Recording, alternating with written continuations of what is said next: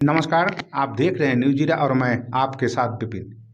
लोकप्रियता और पोल चुनाव प्रबंधन समिति के खेल में ऐसे दो हथियार हैं जो आपका खेल बुरी तरह से बुरी परिस्थिति में भी बना सकते हैं। अगर किसी को लगने लगे कि इस गेम में वो लगातार पिछड़ रहा है तो इन दो काबिलियत के भरोसे किसी विरोधी का खेल बिगाड़ा भी जा सकता है। बिहार के राजनीतिक में राजेश रंजन उर्फ पप्पू यादव के चारों ओर जो घट रहा है वह सूबे की राजनीति और खासकर पूर्णिया के लिए काफी मुहिम है। आगामी लोकसभा चुनाव में पूर्णिया सीट पर जीत या हार पप्पू यादव का मौजूदा राजनीतिक कद न सिर्फ इस सीट पर बल्कि आसपास के इलाकों में भी निर्धारित करेगी। वहीं आरजेडी और पप्पू यादव के लिए नाक का सवाल बन चुकी पूर्णिया सीट का परिणाम लालू प्रसाद यादव की दो बेटियां मीसा भारती और रोहिणी आचार्य की सीट क्रमशः पाटलिपुत्र और सारण के मुकाबले क्या आता है। ये बिहार में आगे की राजनीति की दिशा तय करने में बाकी दलों की मदद कर सकता है। 2025 में बिहार में विधानसभा चुनाव होना है। इससे पहले लोकसभा चुनाव 2024 का रन है जिसमें आरजेडी सुप्रीमो लालू प्रसाद यादव अपनी दो बेटियों को चुनावी मैदान में उतार दिया है। सारण सीट से जहां लालू की बेटी रोहिणी आचार्य का नाम फाइनल हो चुका है, वहीं पाटलिपुत्र सीट से मीसा भारती को टिकट देने की चर्चा है। ये दोनों सीटें आरजेडी बीते दो लोकसभा चुनाव यानी कि 2014 और 2019 में नहीं जीत सकी थी। ऐसे में इन दोनों सीटों पर 2024 का परिणाम भी अगर बीते दो लोकसभा चुनाव की तर्ज पर रहा और पप्पू यादव अपनी सीट निकालने में कामयाब रहे तो सूबे में एक नई राजनीतिक बहस छिड़ना तय है। ये बहस बिहार की राजनीति में लालू की राजनीतिक विरासत के एक्सपर्ट्स के आसपास घूमेगी। इस पर विपक्ष का परिवारवाद वाला तर्क बिहार विधानसभा चुनाव में इस बहस में और विश्वास भर सकता है। तो लोकसभा चुनाव में आरजेडी ने अपना सबसे बेहतरीन प्रदर्शन किया था। इस चुनाव में आरजेडी ने राज्य में कुल 22 लोकसभा सीटें जीती थी। इसके बाद से लोकसभा चुनाव में आरजेडी का प्रदर्शन राज्य में गिरता चला गया। 2009 के आम चुनाव में राजद को 22 सीटों से घटकर 4 पर सिमट गई थी। वहीं 2014 के आम चुनाव में भी पार्टी के हाथ महज 4 सीटें ही आई थी। 2019 आते आते लोकसभा से परिणाम गायब हो ही गए। 2019 की मोदी लहर में आरजेडी एक भी सीट नहीं जीत सके थे।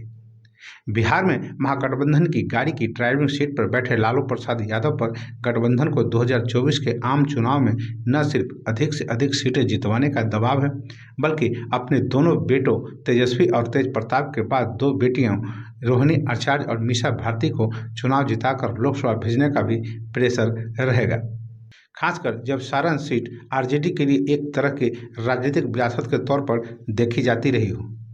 सारण सीट पहले जो छपरा का था और लालू प्रसाद यादव खुद 4 बार यहाँ से सांसद रह चुके हैं। वह पहली बार 1977 में इसी सीट से जीतकर संसद बने थे। 2009 में लालू प्रसाद यादव आखिरी बार इसी सीट से जीतकर संसद पहुंचे थे। इसके बाद 2014 में लालू प्रसाद की पत्नी राबड़ी देवी ने सारण सीट से चुनाव लड़ा और हार गई।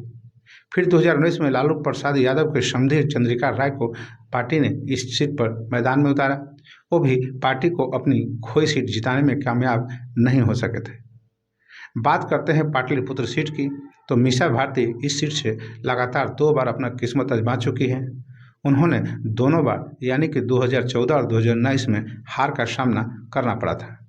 इसमें कोई दो राय नहीं कि पप्पू यादव बिहार के पूर्णिया सीमांचल का क्षेत्र और कोसी क्षेत्र सुपौल सहरसा मधेपुरा में काफ़ी पॉपुलर है। इलाकों में उनकी छवि एक जमीन से जुड़े नेता की है और इन सीटों से उनका चुनावी प्रदर्शन इस बात की गवाही भी देता है। पप्पू यादव पूर्णिया से 3 बार सांसद रह चुके हैं। 1991 और 1999 में वो इस सीट से निर्दलीय जीतकर आए। वहीं 1996 में पप्पू यादव पूर्णिया से समाजवादी पार्टी लगभग निर्दलीय ही कहा जा सकता है कि टिकट पर सांसद जीते थे। इसके अलावा मधेपुरा सीट से वो 2004 और 2014 में जीतकर संसद बने थे। मधेपुरा सीट से दोनों बार उन्होंने राजद के टिकट पर चुनाव जीता था। इसके अलावा पप्पू यादव की पत्नी रंजीत रंजन 2004 में लोक जनशक्ति पार्टी के टिकट पर सहरसा सीट से जीतकर संसद पहुंची थी। 2009 में रंजीत रंजन ने कांग्रेस की टिकट पर सुपौल से लोकसभा चुनाव लड़ा और हार गई। 2014 में उन्हीं पार्टी ने फिर सुपौल से चुनावी मैदान में उतारा और उन्होंने पार्टी के भरोसे को कायम में रखते हुए कांग्रेस की झोली में ये सीट डाल दी थी। रंजीत रंजन फिलहाल कांग्रेस से राज्यसभा के सदस्य हैं। 2 बार मधेपुरा से सांसद रह चुके पप्पू यादव इस बार पूर्णिया सीट को लेकर अड़ गए हैं। बगावती तेवर और गठबंधन धर्म को तोड़ते हुए उन्होंने गुरुवार यानी कि 4 अप्रैल को इस सीट से अपना पर्चा भर दिया है। 2019 में पप्पू यादव को इस सीट पर हार का सामना करना पड़ा था। अगर जातीय समीकरण के हिसाब से भी देखें तो पूर्णिया सीट पप्पू यादव के लिए ज़्यादा मुफीद नजर आती है। मधेपुरा लोकसभा सीट पर करीब 22% यादव वोटर हैं, करीब 13% मुस्लिम वोटर है। इस सीट पर 35% मुस्लिम यादव वोटरों की तुलना में पूर्णिया सीट पर यह आंकड़ा करीब 50% के आसपास पहुंच जाता है। पूर्णिया में मुस्लिम मतदाताओं की संख्या करीब 40% है, तो यादव वोटरों की तादाद करीब 8 से 10% है। इस लिहाज से पप्पू यादव को मधेपुरा के मुकाबले पूर्णिया सीट अधिक सुरक्षित नजर आती है।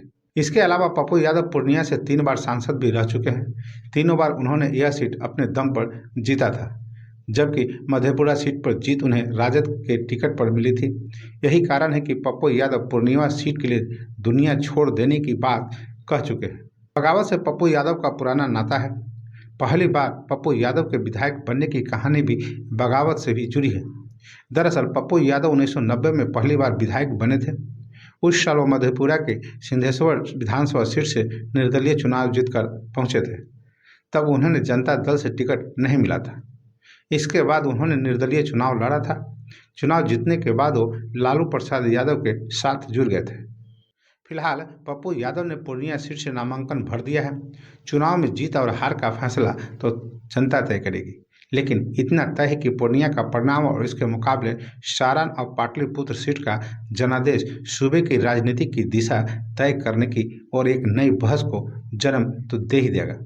बता दें कि बिहार की पूर्णिया लोकसभा सीट दूसरे चरण यानी कि 26 अप्रैल को मतदान होना है, जबकि सभी सीटों के नतीजे 4 जून को आएंगे। तो बस अभी के लिए इतना ही। अब हमें आज्ञा दीजिए। नमस्कार।